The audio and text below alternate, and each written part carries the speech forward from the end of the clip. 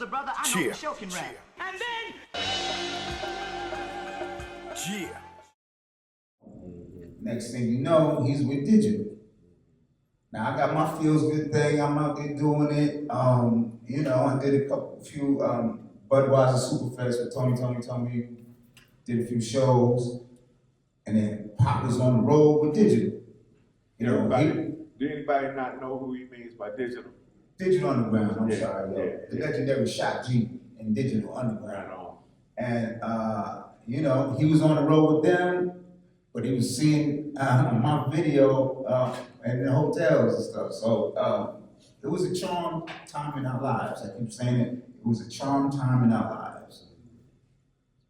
Shock G had Humpty Dance already, right? I Had Feels Good, Here Comes Pop, with same song, and then Juice. So we were hit with an enormous amount of blessings and try to make the best of it. I'll tell a brief story, because in that period of time, Pac had come down here. That's right. He was working with the New African Panthers, and he going to Morehouse and performed at Morehouse.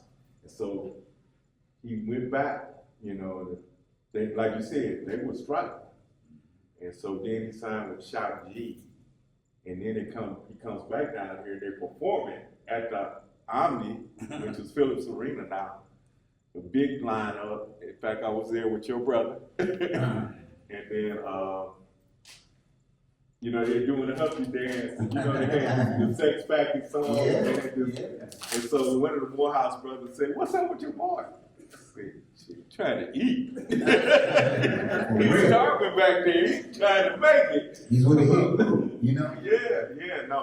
So, and Shock G, to his credit, he could have suppressed Pop. Oh no. He could have not let him shine like he did, but he knew he was talented too, because Shock G was also trained. He was a trained musician from Tampa. In fact, he went to school in Florida. And then still produced for him because, man, what's the song? Oh, Lord. Huh? I Get Around. Yeah, Shock was the one that wrote the production for that. Yeah, he produced it. Yeah. So it was in it, performed in it, along with Money B. But a little bit fast forward, and I love your discussion of this in the book. And your father spoke about it in some videos, but you know, in fact, the title of this book, This Thug's Life. And then I remember Pac began to promote the whole thug life piece. And then you discuss in the book the intergenerational struggle, the people from my generation, Black Power generation, people who've been in Republic of New Africa, been Black Panther Party, all of that. You see, thug. Thug. Y'all talk about somebody snatching somebody, you know, so you talk to us about, talk to the audience about that struggle, intergenerational struggle. Yeah, yes, you are correct. Pac was angry. Pac was also angry at the movement. Pac was angry that his mother had done so much for the movement and no one was helping them. And the thugs looked out here and there. They looked out. You know, like my Uncle Joey in the book. You know, sometimes the thugs come through. And we were building that concept. The original concept came from 50 niggas. You know, because, you know, our motives were sincere. You know Pac came from community organizers. And this music community was ours. So we tried to create an organization and movement, 50 niggas, you know, the title of his second album, 50 represented states. One good one in every state, we can accomplish anything. So that was that concept. And then it intensified because we lost one of the homies. We lost Big Kato. And, you know, Matu had been captured. So we were all in California. So we were able to communicate, and which was different. We hadn't seen nor talked to Matu in years. So he was filling in his role as a parent, like he always did when he was around. And he'd call us, we'd be on the road or in a hotel. Hey, y'all, what you on the phone? What you on the phone? Because he was well loved by the brothers, you know what I'm saying, on the street and inside. And we were, like, hey, what y'all working on? What y'all working on? And Pop was like, yeah, we're working on this thug life stuff, and he's like, thug life? What is that? That doesn't sound good, brother. What you mean? What you mean? You gonna stick somebody up, take all that money? But this is not how we get down. It got to mean something. It got to mean something. And Pop made a great, the acronym, the hate you gave little infants F's everyone. The hate you gave little infants F's everyone. Because if you don't take care of the babies, they can grow up to be the monsters you fear today. Starting at day one. He was a youth that had been affected. And we were going to use this as a vehicle to talk to our community. Right? And Matul was like, hey, man, you gotta have some guidelines to this, because you dealing with thugs, it can go way wrong. You need some rules to the road, and code of conduct, and Pop will get mad because he got some pushback, Remember, you right. You sitting there, me and Mo busy. We got to do shows to do. We got songs to write. We trying to get this money free family. He let him have it. But then he went and wrote the code. So he was a part of it now. He helped us improve it, think through it more, have a direction. And a lot of people got the message, a lot of people didn't get the message. But there's no absolutes as well.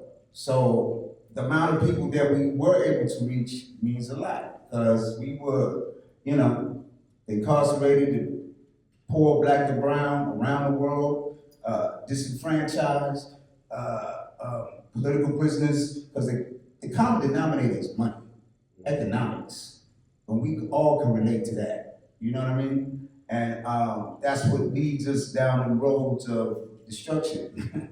You know what I mean? And losing self-control. So it's a bit of a guideline, because the streets is rough, rugged, and raw. And we wanted to be able to reach, more than just the Crips, more than just the Bloods. We wanted to reach them thugs worldwide who needed the help, who needed the direction, who was inspired by us. And, they're a little bit harder than the rest, and we had to get their attention. Man, this wasn't in my questions, but I asked for simple. So with that, did you see any successes of impact on the street? Yeah. So we talk about I mean, because we were moving like that, Pac was able to help with the gang troops in LA in '94. People don't really know that, but because he was now a movie star, his level of influence had skyrocketed, and knowing his roots, where he comes from, he's trying to help the people. That we were 100% down with that. I'm gonna ask one more thing, and then I'm gonna kind of open it up for folks in the audience. So, man, this is a fantastic book. Thank you, man. And then y'all can get the book, get the hardcover, but you just saw an example of how the Audible go. Because this man, he does it himself. So you see, he artist. Try not to cheat the people. We had the audio book. I got some photos in there, about 24 pics. Some of me and my brother never before seen. Some of the family, my pops, Fanny. I try to include everybody. And his brother, Tyree, is right here. He raised his hand. Oh, young Talib in the house. Talib up in Talib from the crib. Excuse that to be an old man. Fly guy. You know what I mean? Yeah, he is Shakur. The other family members here as well. But what's next? Cause you still, well, I'm an old man, so I'm still a young man.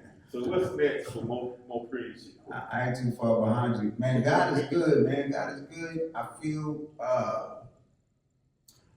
I'm one of the last of the Mohicans from our ride. I feel like one of the last. I've lost so many, we've lost so many, and family and crew. Family and crew. We just had the homegoing ceremony for Auntie Asada. Lost my father, 2023. 10 years since we lost Fanny. Baba Bilal Sekou went after the Tulu. You know what I mean? Auntie Fulani. It's important to, especially from the position that I came from, for the extraordinary position of helping Pop get there, you know, of who I am. You know, I can't deny it, but I needed to get it down on paper. The timing is God, you know what I mean? It's time now, so he put me in a position to be ready to put it out, and thank God it looked like people digging it. I hope they keep checking it out. I feel like the book is the crossroads between Black history and Black music history. Black history and Black music history.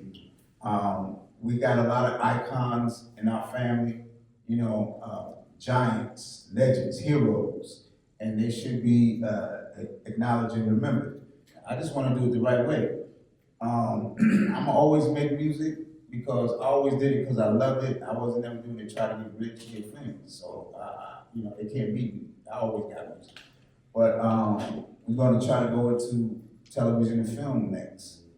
You know, we have to preserve our stories, you know, especially if you become, you know, famous in some way. Once you become a public figure, anybody can write about you. Anybody can just write about you, take your whole story, Right. because you're a public figure. Right. Some of that has happened in Pac's case because we wasn't ready. You know, now we got a book, we got something that's been published that we own, but you know, it's our family. You know what I mean? That's what I'm trying to do. First, I want to do the a series. We're trying to do a series, Stiff Resistance, the multi-generational story of the Shakur family.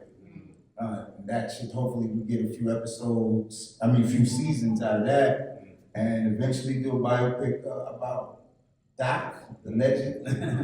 You know what I'm saying? And you know, there's a lot of things we could do, but we have to, you know, protect it. We gotta protect it. Man, so before we take questions, I want to salute MoPreme Shakur.